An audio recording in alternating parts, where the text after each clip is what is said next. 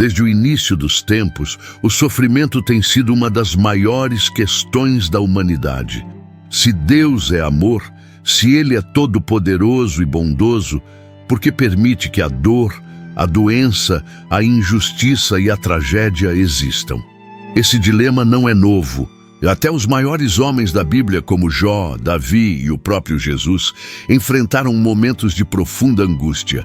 Jó chegou a clamar: "Por que não morri eu desde a madre? Por que não expirei ao sair do ventre?" Davi, em seus salmos, muitas vezes perguntou: "Até quando, Senhor, te esquecerás de mim para sempre?" E Jesus, no auge de sua agonia no Getsêmani, suou gotas de sangue.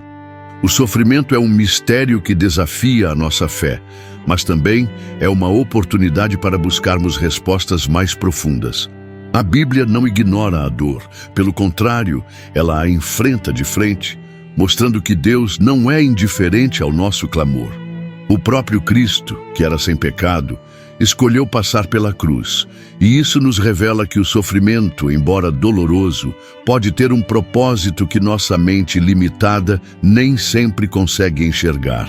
Este não é um assunto teórico. Ele toca o coração de quem já perdeu um ente querido, de quem enfrenta uma doença sem cura, de quem foi traído, abandonado ou injustiçado. Por isso, é tão importante falar sobre isso. Se você já se perguntou: "Deus, onde você está?", este vídeo é para você. Vamos juntos explorar o que a palavra de Deus revela sobre o sofrimento, não com respostas simplistas, mas com a verdade que liberta e consola. Porque no fim de tudo, uma coisa é certa: Deus não erra, e Ele está no controle, mesmo quando o mundo parece desmoronar. Quando olhamos para o mundo criado por Deus, vemos que Ele não fez um lugar de dor e caos. O Gênesis nos revela um jardim perfeito, onde Adão e Eva viviam em plena harmonia com o Criador, sem morte, sem doenças, sem lágrimas. A Bíblia diz que Deus viu tudo o que havia feito e eis que era muito bom. O sofrimento não fazia parte do projeto original. Então, de onde veio tudo isso? A resposta está em uma palavra pesada, mas real: o pecado. Foi quando o homem desobedeceu, quando escolheu duvidar da bondade de Deus e seguir seu próprio caminho, que a maldição entrou no mundo. A serpente enganou, o fruto foi comido, e aquele ato de rebeldia trouxe consequências terríveis. Deus advertira: "No dia em que dela comeres, certamente morrerás." E não se tratava apenas de uma morte física, mas de uma ruptura espiritual, a separação entre o homem e seu Criador. Dali em diante, o trabalho se tornou cansativo, o parto doloroso, a terra produziria espinhos, e o ser humano conheceria a angústia de viver longe da perfeição divina. Isso não significa que Deus abandonou a humanidade à própria sorte. Mesmo na queda, Ele já anunciava a redenção, prometendo que um dia a descendência da mulher esmagaria a cabeça da serpente. Mas é crucial entendermos: Deus não criou o sofrimento. O homem o trouxe sobre si mesmo. A dor não é um castigo arbitrário, mas uma consequência natural do pecado que infectou toda a criação. E se hoje colhemos os frutos amargos dessa desobediência, também podemos agarrar a esperança de que Deus, em sua misericórdia, está trabalhando para restaurar todas as coisas. Porque mesmo em um mundo quebrado, Ele não nos deixou sem resposta. E essa resposta nos leva a um questionamento ainda mais profundo. Será que, em meio ao caos, o sofrimento pode ter um propósito? Será que Deus, em sua sabedoria infinita, pode usar até mesmo a dor para nos chamar de volta a Ele? Há momentos em que a dor surge como um alerta divino, um convite urgente para reavaliarmos nosso caminho. Jesus mesmo abordou essa verdade quando mencionou 2 eventos trágicos de seu tempo: a queda da Torre de Siloé e o massacre ordenado por Pilatos. Enquanto muitos discutiam quem era mais culpado pelas tragédias, Cristo fez uma declaração que ecoa até hoje: "Se não vos arrependerdes, todos de igual modo perecereis. Não era uma ameaça, mas um alerta amoroso. O sofrimento alheio deveria servir como espelho para nossa própria condição espiritual. O livro de Apocalipse mostra esse princípio em ação, quando Deus permite tribulações não como vingança, mas como último apelo ao coração endurecido. Ainda assim, não te arrependeste. Como um pai que disciplina o filho a quem ama, o Senhor permite que certas consequências nos alcancem, não para nos destruir, mas para nos despertar. O profeta Joel descreveu esse processo quando clamou: rasgai o vosso coração, e não as vossas vestes, e convertei-vos ao Senhor vosso Deus. A verdade mais dura e ao mesmo tempo mais libertadora é que muitas vezes precisamos ser quebrados para sermos transformados. Essa perspectiva não torna o sofrimento menos doloroso, mas lhe dá significado. Quando a crise bate à porta, vale perguntar: o que Deus quer me ensinar nesta hora? Pois como Davi descobriu após seu pecado com Batseba, o coração contrito não é rejeitado por Deus. É justamente o que Ele espera para nos restaurar. E nessa restauração, descobrimos algo surpreendente, que a mão que permite a disciplina é a mesma que nos segura mais perto dele, revelando um amor que não desiste de nós, mesmo quando nós mesmos já teríamos desistido. Nas profundezas da angústia, quando o silêncio de Deus parece mais alto que qualquer clamor, acontece algo paradoxal. É justamente ali que muitos encontram seu abraço mais íntimo. O salmista expressou essa verdade de forma pungente. Antes de ser afligido, andava errado, mas agora guardo a tua palavra. Foi-me bom ter sido afligido para que aprendesse os teus estatutos. Há uma pedagogia divina na dor que nenhuma prosperidade terrena consegue ensinar. Ela nos tira da superficialidade e nos leva ao essencial. O profeta Oséias retrata esse movimento divino com uma imagem poderosa. Portanto, eis que eu a atrairei, e a levarei para o deserto, e lhe falarei ao coração. Observe que não é no palácio, mas no deserto, lugar de escassez e vulnerabilidade, que Deus escolhe falar ao coração. Foi assim com o filho pródigo, que só caiu em si quando estava na miséria, cuidando de porcos. E com Paulo, que recebeu o espinho na carne, justamente para não se exaltar pelas revelações extraordinárias. Essa aproximação não segue a lógica humana. Enquanto nós fugimos da dor, Deus muitas vezes a usa como instrumento de encontro. Como o oleiro que precisa amassar o barril para dar-lhe nova forma, o Pai Celestial permite pressões que nos moldam à imagem de Cristo. A promessa não é de ausência de sofrimento, mas de presença incondicional. Quando passares pelas águas, eu serei contigo. E nesse processo, descobrimos que os vales mais escuros podem se tornar os lugares onde contemplamos, com mais clareza que nunca, o rosto daquele que transforma nossa dor em altar de encontro. Há uma transformação silenciosa que só acontece na fornalha da adversidade. Paulo, que sofreu açoites, naufrágios e perseguições, escreveu com a autoridade de quem havia sido moldado pela dor. Sabemos que a tribulação produz perseverança, e a perseverança, experiência, e a experiência, esperança.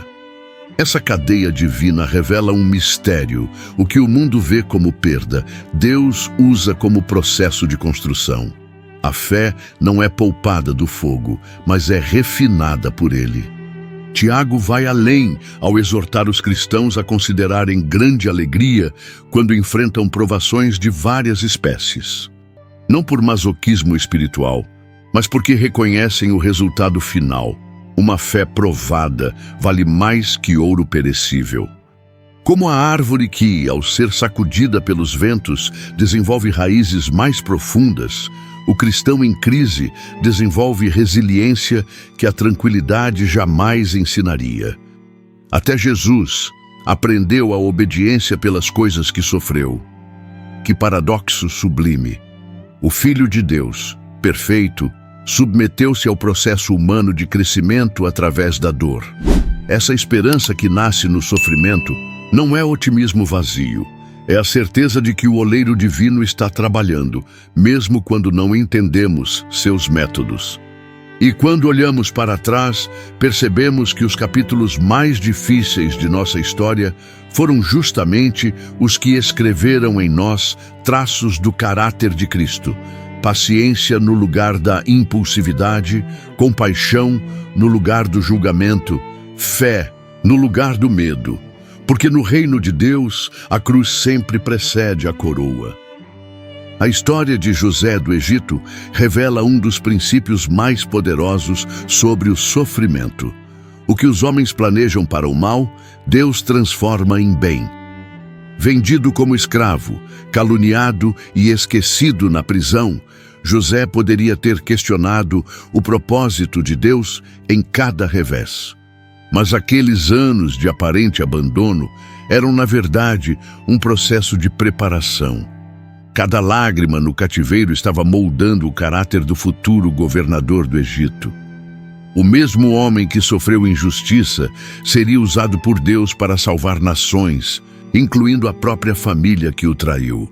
Deus frequentemente nos coloca na escola do sofrimento não como castigo, mas como preparação. Moisés passou 40 anos no deserto antes de libertar Israel. Davi foi perseguido por anos antes de assumir o trono. Até Jesus, antes de iniciar seu ministério, foi levado ao deserto para ser tentado. Há uma diferença crucial entre o sofrimento sem propósito e a dor que nos prepara para cumprir um chamado maior. Como o trigo que precisa ser moído para se tornar pão, muitas vezes precisamos ser quebrados para alimentar outros. Essa perspectiva transforma nossa maneira de encarar as provações. O apóstolo Paulo entendeu isso quando declarou: estas aflições leves e momentâneas estão produzindo para nós um peso eterno de glória que além de toda medida. O sofrimento temporário, quando vivido na presença de Deus, não nos diminui, nos expande. E quando chegamos ao topo da montanha, olhamos para trás e entendemos que cada passo difícil no vale era necessário para nos levar ao lugar onde poderíamos ver a mão de Deus agindo de formas que nunca imaginamos. Não há dor humana que Cristo não tenha conhecido em sua jornada terrena. O profeta Isaías o descreveu como homem de dores e que sabe o que é padecer. Desde o frio da manjedoura até a agonia da cruz, Jesus experimentou em sua carne toda a gama do sofrimento humano: rejeição, traição, fome, solidão, injustiça e a dor física extrema da crucificação. O Deus eterno escolheu vestir nossa fragilidade, para que em nossos momentos mais sombrios pudéssemos olhar para Ele e saber que temos um sumo sacerdote que pode compadecer-se das nossas fraquezas. Na noite anterior à sua morte, Jesus suou gotas de sangue no Getsêmani, um fenômeno médico conhecido como hematidrose, que ocorre em situações de extremo estresse emocional. Ali, o Filho de Deus provou o peso esmagador da angústia. Na cruz, ele experimentou o abandono que muitos de nós tememos. Deus meu, por que me desamparaste? Esses momentos não são registros acidentais, mas revelações intencionais. Nosso Salvador não nos salva de um lugar distante e intocado pelo sofrimento, mas do meio dele. Essa verdade transforma completamente nossa relação com a dor. Quando choramos, não estamos diante de um Deus indiferente, mas daquele que chorou junto ao túmulo de Lázaro. Quando carregamos nossos fardos, sabemos que ele carregou uma cruz. E justamente porque ele entende nossa fraqueza, podemos nos achegar com ousadia ao trono da graça, para que recebamos misericórdia e achemos graça, a fim de sermos ajudados em tempo oportuno. A cruz não foi apenas o preço da nossa redenção, foi a prova definitiva de que Deus não nos pede para caminhar por nenhum vale que Ele mesmo não tenha atravessado primeiro. Há um contraste eterno entre o peso de nossas lágrimas atuais e a glória que nos aguarda. Paulo, que sofreu açoites, prisões e naufrágios, chegou a declarar que as aflições deste tempo presente não são para comparar com a glória que em nós há de ser revelada. Essa não era uma afirmação teórica. Brotava da experiência de quem conhecia tanto o sofrimento quanto as visões celestiais. O apóstolo via nossa existência terrena como o breve trabalho de parto que precede o nascimento de uma realidade infinitamente maior. Jesus usou a mesma linguagem ao consolar seus discípulos. Na verdade, vos digo que vós chorareis e vos lamentareis, e o mundo se alegrará. Vós estareis tristes, mas a vossa tristeza se converterá em alegria. A mulher, quando está para dar à luz, sente tristeza, porque é chegada a sua hora. Mas depois de ter dado à luz a criança, já não se lembra da aflição, pelo prazer de haver nascido um homem no mundo. Essa metáfora revela a natureza transitória da dor.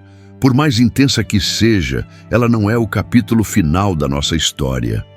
Pedro nos lembra que somos peregrinos e forasteiros neste mundo, e nossa verdadeira cidadania está nos céus. Quando fixamos os olhos, não nas coisas que se veem, mas nas que se não veem, porque as que se veem são temporais, e as que se não veem são eternas, nossa perspectiva se transforma. Os mártires da fé entenderam isso, preferiram ser maltratados com o povo de Deus do que por um pouco terem o gozo do pecado, porque tinham os olhos postos na recompensa. Se hoje carregamos a cruz, é porque sabemos que ela precede a coroa. Se semeamos com lágrimas, é porque colheremos com alegria. A dor pode marcar nossa história, mas não definirá nosso destino. E é nessa esperança que encontramos forças, não apenas para suportar o sofrimento, mas para transformá-lo em altar. Um lugar onde, mesmo em meio às perguntas sem resposta, aprendemos a descansar no Deus que faz todas as coisas cooperarem para o bem daqueles que o amam. Quando tudo parece desmoronar, Ele nos convida a erguer os olhos e contemplar o quadro completo, onde cada lágrima será enxugada, cada dor redimida e onde o breve sofrimento deste mundo se perderá de vista diante da glória sem fim que nos aguarda. A verdadeira paz não é a ausência de tempestades, mas a presença de Cristo na embarcação da nossa vida. Jesus nos deixou um paradoxo surpreendente. Deixo-vos a paz. A minha paz vos dou. Não darei como o mundo a dá. Não se turbe o vosso coração, nem se atemorize. Essa paz que transcende a compreensão humana não ignora a dor, mas a atravessa com os olhos fixos no Autor e Consumador da nossa fé. Encontrar descanso no sofrimento começa quando trocamos nossos porquês, angustiados por um para quem, confiante, levando nossos fardos àquele que nos convida. Vinde a mim, todos os que estáis cansados e oprimidos, e eu vos aliviarei. A paz no vale da sombra da morte vem quando entendemos que Deus não prometeu explicações, mas sua presença. Ainda que eu ande pelo vale da sombra da morte, não temerei mal algum, porque tu estás comigo. Foi essa certeza que permitiu a Estevão orar por seus assassinos, enquanto as pedras o atingiam, e a Paulo cantar louvores na prisão de Filipos. Eles haviam descoberto o segredo. A fé não nos isenta do sofrimento, mas nos equipa para atravessá-lo, com uma serenidade que desafia a lógica humana. O convite final não é para entendermos completamente os caminhos de Deus, mas para confiarmos nele como crianças que se lançam nos braços do Pai. Como Jó, podemos chegar ao fim de nossa busca, por respostas e simplesmente dizer: eu te conhecia só de ouvir, mas agora os meus olhos te veem. A paz genuína nasce quando paramos de questionar a mão que nos guia e começamos a descansar nela.